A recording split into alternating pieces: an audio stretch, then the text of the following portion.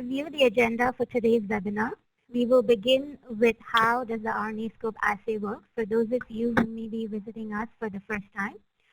We will then review how to get started with the RNAscope on the Leica RX, which is our automation platform. We will then introduce you to the RNAscope LS Multiplex Fluorescent Assay. We'll then review some key applications of this fluorescent assay. We can then review the product configuration and workflow, followed by the summary. And the RNAscope is based on proprietary in situ hybridization technology, which is based on a unique probe design and signal amplification system. This platform has the sensitivity to detect most genes in situ, as well as simultaneously quantify multiple RNA transcripts. Just as any in situ assay, RNAscope assay involves permeabilizing properly prepared samples to allow complementary oligo probes to bind to RNA target of interest. Specific signal is amplified using the double Z probe system, which is subsequently detected and quantified. The assay is extremely universal as well as rapid and scalable. Now, to design a specific probe for your target of interest, ACD requests you to provide us either the accession number information or the exact sequence of the target. You could even indicate your region of interest for targeting with start and or stop positions. Our bioinformatics scientists channel this information through the proprietary ACD alignment algorithm to select optimal sequences to ensure target specificity and uniformity of oligo hybridization in the assay. The algorithm evaluates the melting temperature of each oligo in the pool to ensure no cross-hybridization with known target RNA under stringent RNAscope conditions.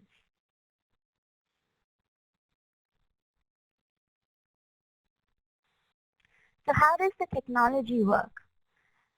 The RNAscope probe design is the key. We use a double Z probe design, as many of you may have already heard. Now, there are three components of the Z. The upper region is the 14 base tail sequence, and that is the region where preamplifier and the cascade of the amplifications will occur. A spacer is in between the base and the other end, allows flexibility for probe binding efficiency to mRNA. The lower region of the Z binds directly to the mRNA. This lower region contains 8 to 25 base sequences that is specific to your target. The Zs are used in pairs, and in pairs, the upper region of the Zs will provide 28 bases for the preamplifier binding. Now, both the Zs bind adjacent to each other to your target region from the lower region. The yellow line represents your RNA. If your RNA is intact under ideal permeabilization conditions, the assay will hybridize up to 20 Z probe pairs to your RNA. But for many samples, such as cancer FFPE samples, your RNA could be degraded and fragmented. The simplicity of this design, relatively short probes binding to the target, allows for binding to even short pieces of RNA under certain conditions.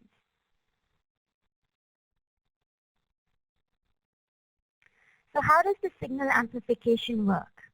Here we have a schematic representation of the RNAscope signal amplification technology.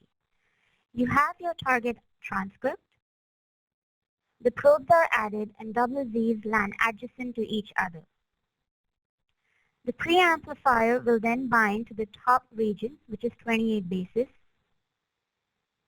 Each preamplifier will then serially have multiple amplifiers bind to it. And on each amplifier, there will be multiple labeled probes. This combination of multiple amplifiers bound with multiple label probes allows a significant signal boost per transcript.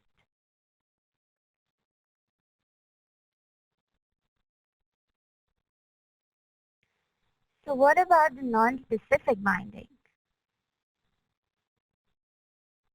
Now, if a single Z binds to a non-specific RNA, the preamplifiers cannot be stable on just 14 bases of the upper region. So the non-specific binding that may occur does not get amplified. And this is how the double Z prevents background noise and contributes to specificity.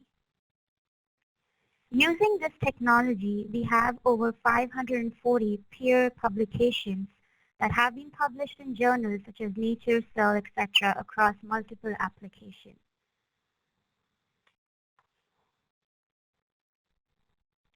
Now let's review the key automation aspects of this technology using the Leica Bond RX system.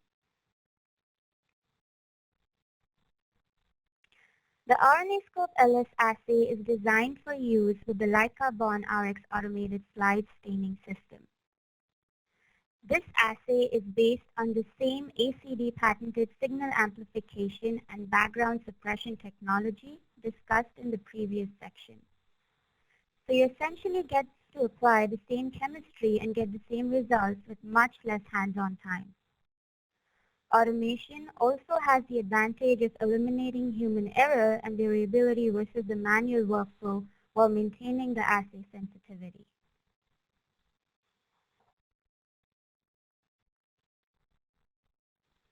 Our current product portfolio on the Leica Bond RX includes the RNAscope 2.5 LS Assay Brown, the RNAscope 2.5 LS Assay Red, and the RNAscope 2.5 LS Duplex Assay. Both the 2.5 LS Brown and Red are singleplex assays suitable for detection of low expressors.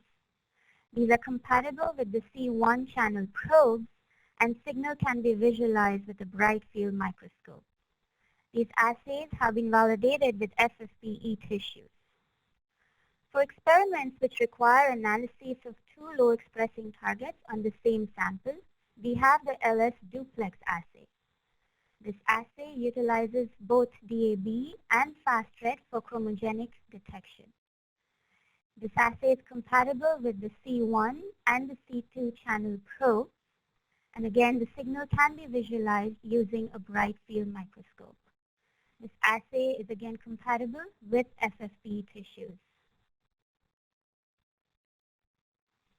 And now adding on to this current product portfolio, we are pleased to introduce you to our new RNAscope LS Multiplex Fluorescent Assay. Based on customer demand, the three key highlights of this assay are the increased signal-to-noise ratio, which provides a significant signal boost with simultaneous background noise suppression due to the coupling of ACD's patented signal amplification technology with the TSA technology. We now have expanded applications. We can now support FFPE samples, low-expressing targets on the fluorescent platform, and the application of dual ISH IHC. And these are enabled due to the increase in the signal-to-noise ratio.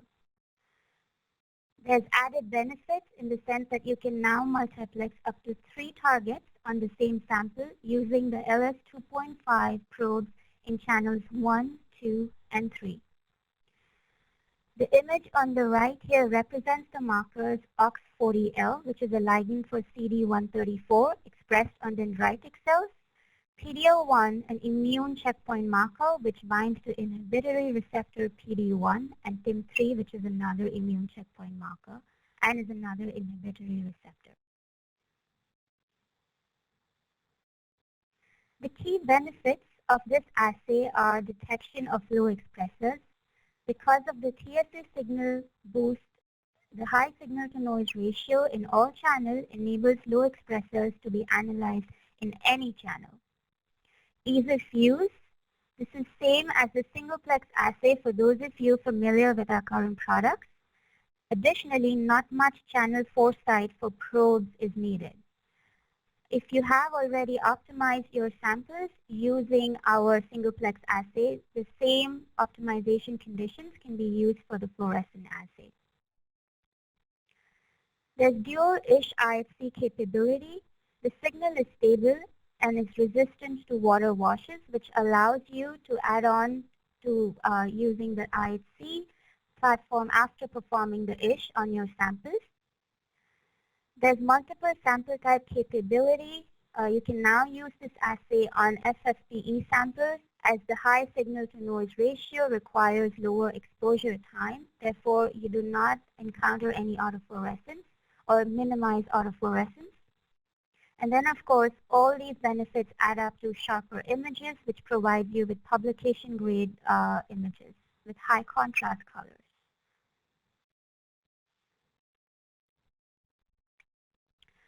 With these features and benefits, let's review some key applications. In this example image, we see MALAT1 and MOG expression in fresh frozen rat brain tissue. MALAT1, metastasis-associated lung adenocarcinoma transcript 1, is implicated in regulation of the expression of metastasis-associated genes. MOG is important in myelination of nerves in the CNS and is speculated to provide structural integrity to the myelin sheath.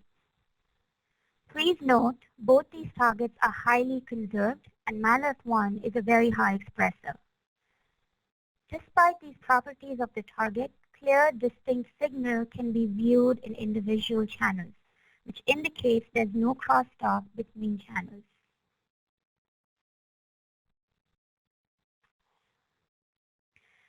In another example of neuroscience markers, we see mouse brain FFPE tissues stained with vGlut2, vGlut1, and vGAT.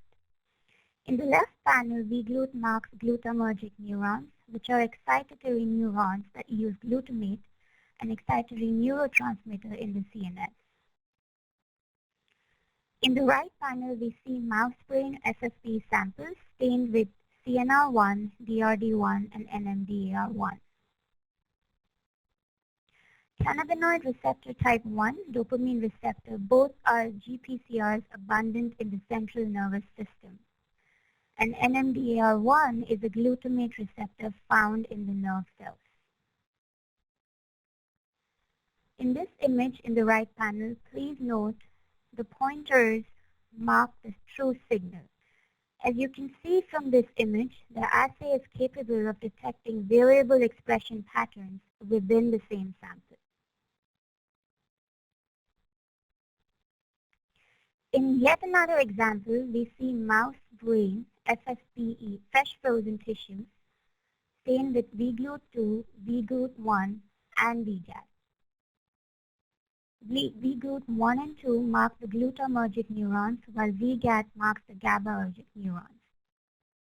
The two isoforms, vGlut1 encoded by the SLC17A7 gene, and the vGlut2 encoded by the SLC17A6 gene, are localized to excitatory axon terminals in the cerebellar cortex.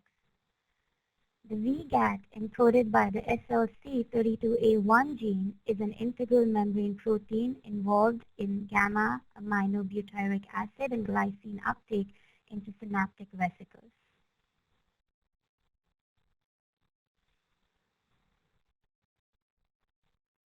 As you can see from this image here, distinct cell populations are expressing the different markers.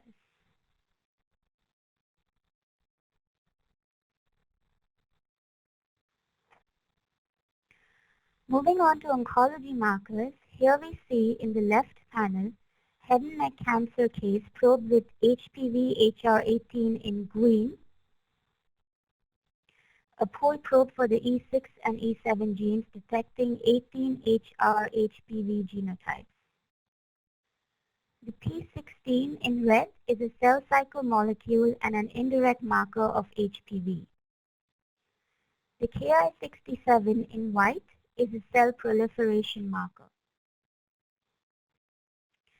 In the right panel, we see KRT19 in green, which is probed on breast cancer FFPE tissues and is a member of the keratin family, which are intermediate filament proteins responsible for structural integrity of the epithelium. KRT19 is a widely used marker for detection of tumor cells in multiple cancers. PCAM1 in red is an endothelial cell marker which is typically marking the vasculature. And again, Ki67 in white is a cell proliferation marker.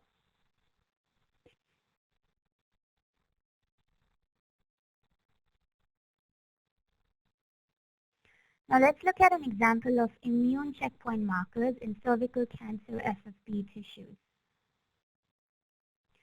In the left panel, CTLA4 in green is an immune checkpoint marker that is expressed by activated T cells and transmits an inhibitory signal to T cells. It binds to CD80 and CD86, also called B71 and B72 respectively, on antigen-presenting cells. CD3E in red is part of the T cell receptor CD3 complex.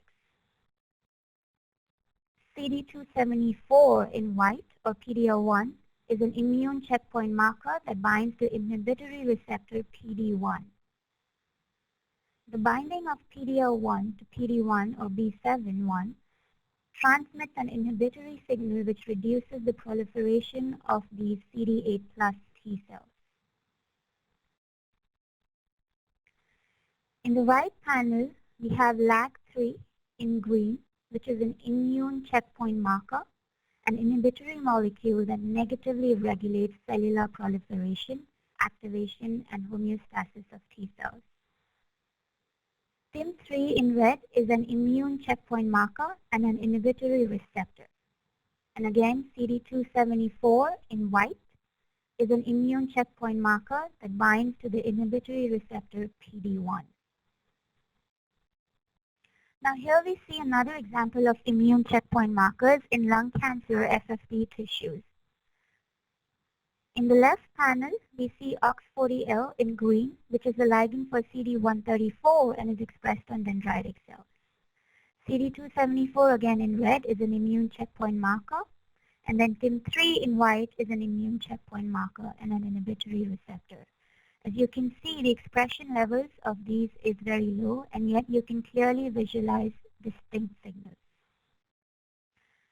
In the right panels, you can see CXCL13 in green, which is a chemokine that binds to its receptor CXCR5 and controls the organization of B cells within follicles of lymphoid tissues. The binding of PD-L1 in red to PD-1 again transmits an inhibitory signal which reduces the proliferation of the CD8 plus cells. And again, KRT19 is a widely used marker in white for detection of tumor cells in multiple cancers. In yet another example, here we probe lung cancer FFPE with different marker combinations.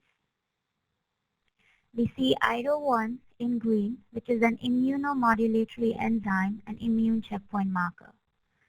It allows tumor cells to escape the immune system by depleting L-tryptophan in microenvironment of cells. A wide range of human cancers overexpress IDO. CTLA4, again in white, is an immune checkpoint marker that is expressed by activated T cells and transmits an inhibitory signals to T cells. In the right panel here, we see CD45 in green, which is a member of the protein tyrosine phosphatase family, which are known to be signaling molecules that regulate a variety of cellular processes, including cell growth, differentiation, mitotic cycle, and oncogenic transformation. CD45 is an essential regulator of T and B cell antigen receptor signaling. Interferon gamma in red is a cytokine that has immunostimulatory and immunomodulatory effects, and in tumor cells has an anti-proliferative effect. And lastly, CD274 in white again is an immune checkpoint marker that binds to the inhibitory receptor PD-1. You can see colocalization of all three markers in this example here. All these examples showcase the multiplexing capability of this assay, where each marker in each channel was visualized with a clear, distinct signal.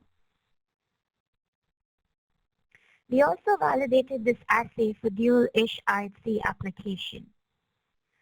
The left panel here, in this dual ISH IHC, the CD8, a cytotoxic T-cell marker protein, is shown in white,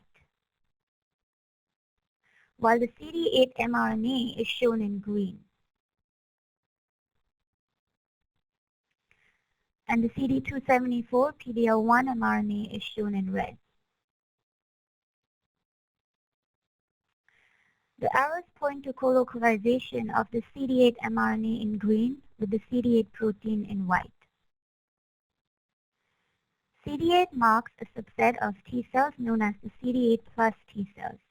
CD274 is an immune checkpoint marker, and PD-L1 is a target of drug development in immunotherapy. The conclusion that we make from this slide is that we observe no masking effects for subsequent IHC on the same samples. In certain cases, you see clear co-localization of the mRNA with the protein of interest, with its protein.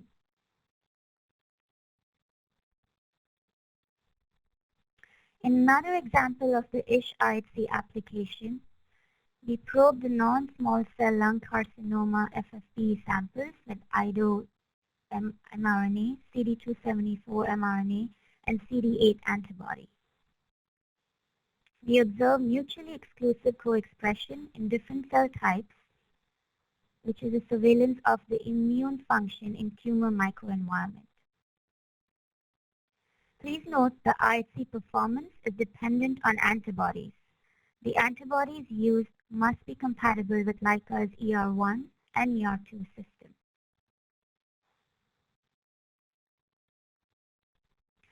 Now, with these various examples of applications in mind, let's review the workflow and product configuration.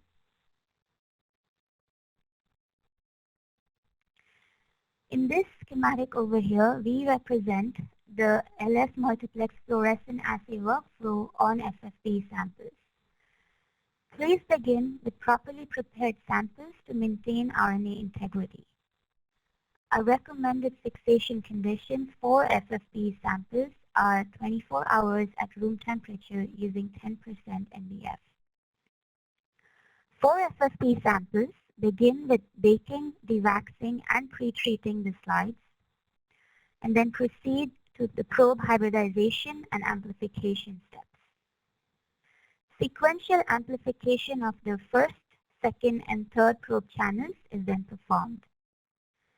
Complete blocking of the previous channels is performed before amplifying the next channel to ensure no crosstalk is seen as seen in the examples earlier. The dyes can be swapped between the channels. However, the sequence of amplification of the channels must be performed in the order 1, 2, and then 3. Please note, customers may choose the bond wash if you're performing the IHC afterwards. Again, please keep in mind that this is a new amplification system. Do not mix with any current detection kit reagents.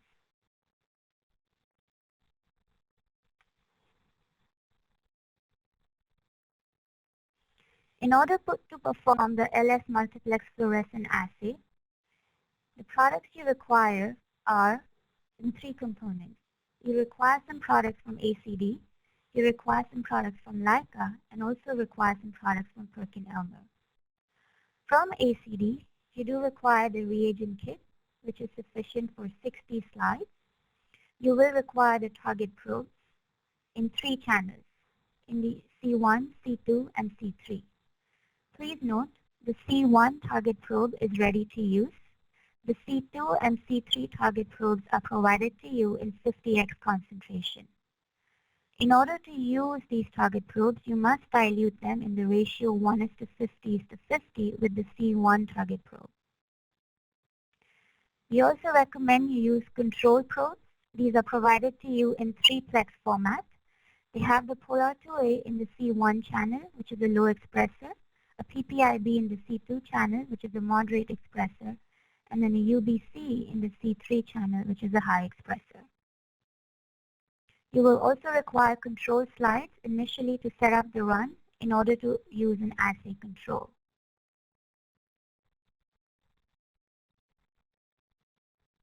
Let's look at the reagent kit components in detail. With the reagent kit, you will get the LS hydrogen peroxide, the protease 3, the LS rinse, the AMPS 1, 2, 3, and the HRP C1, C2, and C3, and then the blocker. We also provide you with the counterstain DAPI, and then you will also get the LS Multiplex TSA buffer pack. Since the dilution range of the TSA used can vary, we have incorporated the additional 3-pack TSA buffer, which can be purchased separately.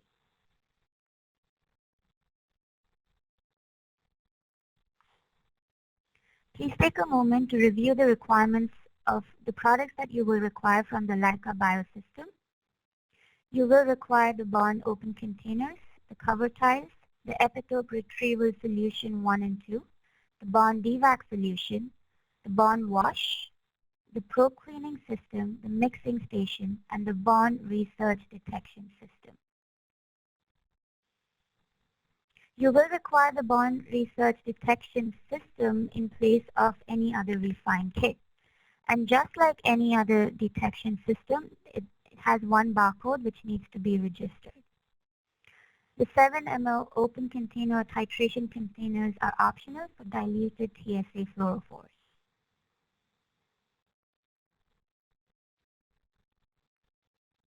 In addition to the fluorophores, in addition to the products that we discussed earlier, you will also require the fluorophores which are needed to run the assay from Perkin Elmer.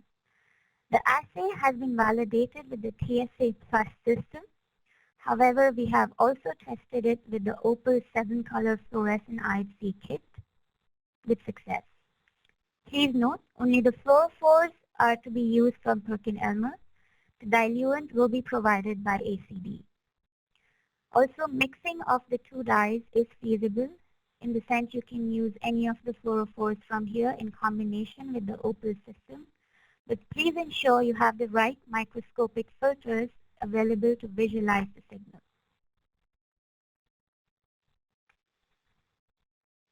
And now let's review the software highlights. Please note your field application science specialist should implement this procedure. In summary, a probe is created as an ancillary reagent and added to the staining protocol. The total assay time is 14 hours for FFPE and 12 hours for fresh frozen. Since we're using a workaround, 1 protocol per probe pool is needed. Again, the bond research detection system is required for protocol setup and run. An important point to note is since we are using the workaround, a maximum of 2 slide staining assemblies per run can be used. That is 20 slides per run in 2 trays. Multiple probe combos can be run during the same run. We have tested at least 13 probe combos or more. And in addition, we have a tech note available in order to guide you through the process of setting up the ISH IHC protocol on your Leica Bond RX.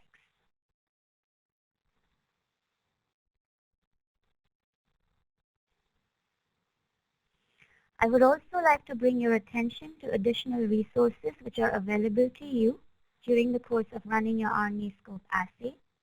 Please use the support tab on the ACD website to access these and the tech notes. And lastly, we are always happy to assist you with any questions or concerns you may have with regards to your RNAscope assay. Please reach us through any of the methods listed in this slide. You may email us via support@acdbio.com. You may call us, and of course, you can use the support resources which are available to you on the website.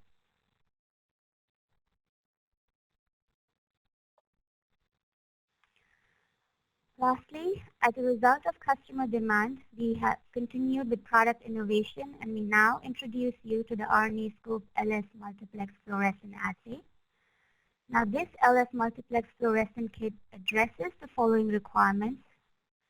Signal-to-noise ratio is increased. High signal-to-noise ratio allows visualization of low-expressing markers. There's multiple sample type compatibility, compatible with FFPE and fresh frozen samples.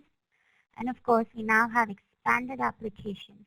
The assay is robust enough to allow detection of proteins by followed by RNAscope ISH followed by IHC.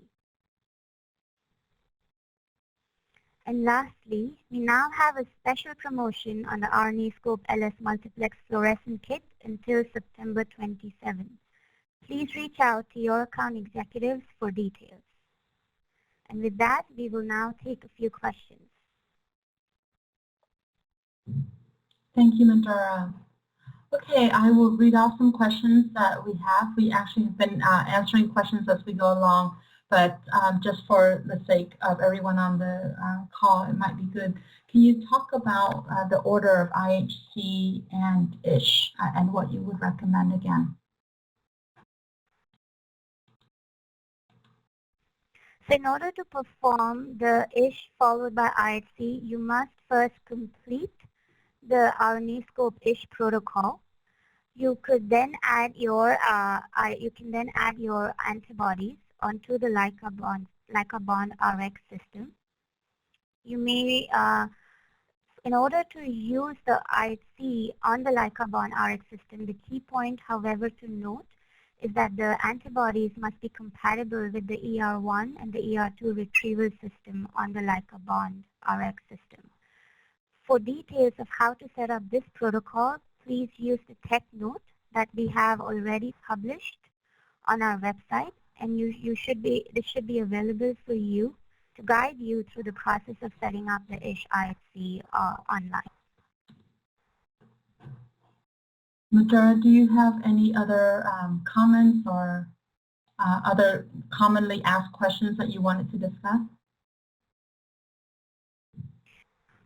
We do have certain other questions. So one of them is this assay that, as we discussed, is currently available on the Leica automation platform. For those of our customers who are on automation platform but they use the Ventana, we do have a product for Ventana on the roadmap, on our product roadmap. The timeline is yet to be determined. And the other question is there a manual version of this TSA Multiplex Fluorescent Assay available? To answer this, I would like to point out that we currently have a non-TSA based manual fluorescent assay available for fresh and fixed frozen samples. The TSA-based manual fluorescent assay version 2 is in the final stages of validation and will be available for FFPE samples shortly. So for those of you who do not have the Leica system but would like to try this assay manually, a version 2 of our current manual fluorescent assay will be available shortly. Another question that we commonly get is with regards to the imaging system.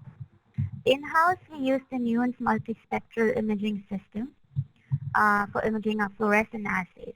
However, you could use the system that you have. You must ensure, however, that the filter set that you have is corresponding to the dyes that you've used in the assay to visualize the signal. Madhura, can you also talk about upcoming webinar event that we also have on BaseScope? Yes, so along with the LS Multiplex Fluorescent Assay, we've just launched our BaseScope platform. BaseScope is basically for expanding our application for the RNAscope platform. We're now able to detect short targets and point mutations and splice variants using the platform. So as you notice, our probe design with RNAscope has a limitation of going as low as 300 base pairs. With BaseScope, we can now go as low as 50 base pairs and design a single Z probe. However, the technology basis is similar, but the product is completely different, and it just adds on to the portfolio, to our product portfolio, and allows us to detect more targets using this basic RNAscope technology. And Quinn, could you comment on when the BaseScope webinar is scheduled? Yes, it is October 4th, and if you go to acdbio.com, Just scroll down to the very bottom of the home page. You'll see that there's a registration there. So you can join, but it's a very exciting product that we're introducing. So we hope that you can also join. I see that there are other questions that are coming in that our tech support team is also taking care of and answering.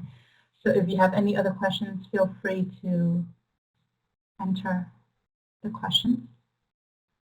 There's a question coming in about whether the assay is this available to assay services at all. Absolutely. The assay is available for PAS, Pharma Assay Services. For all your questions or concerns, please email us regarding PAS. You can reach out to us in support, or you can directly reach out to your account executives, and they can put you through to our Pharma Assay Services team, and they can guide you with running the RNAscope. Rather, run the RNAscope LS fluorescent assay for you in our facility here. Okay, so I think that's the last question that we see on the list here. So if you do have any other questions, again, please just contact us, as Madhura indicated, and her contact information is also on the screen. I'm sorry, I do have another. There's a question that just came in. Is this a chromogenic assay? Thank you for the question. This is a fluorescent assay. Should you require a chromogenic assay, we do have a LS 2.5 duplex assay available, which is the combination of the fast red and the DAB, and allows you to visualize up to 2 targets on the same sample, and can be visualized using a bright field microscope. So that would be your chromogenic assay on the Leica automation platform. The assay that we currently introduced to you is the fluorescent assay, and is a 3-plex assay, and you can visualize 3 targets under the fluorescent microscope setting. Thank you very much for the webinar today, Madhura. And again, Madhura's contact information is right there. And any other questions that are still coming in, we'll just go ahead and reply to them offline as well. Again, October 4th is the next webinar, and that's on BaseScope. Thank you very much. Bye-bye.